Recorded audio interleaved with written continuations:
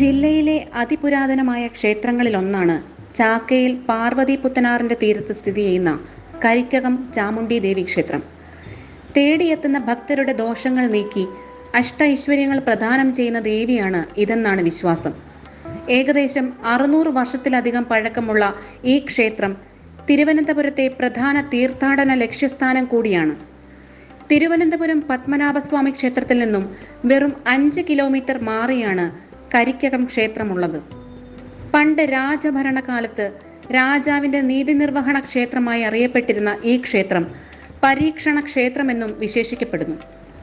സത്യം ചെയ്യിക്കൽ ചടങ്ങുള്ള ഈ ക്ഷേത്രത്തിലെ 3 ശ്രീകോവിലുകളിലും ഒരു ദേവിയെ തന്നെയാണ് പ്രതിഷ്ഠിച്ചിരിക്കുന്നത്.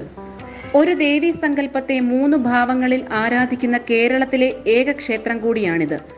നിർമ്മിതിയിലും വിശ്വാസത്തിലും ആചാരങ്ങളിലും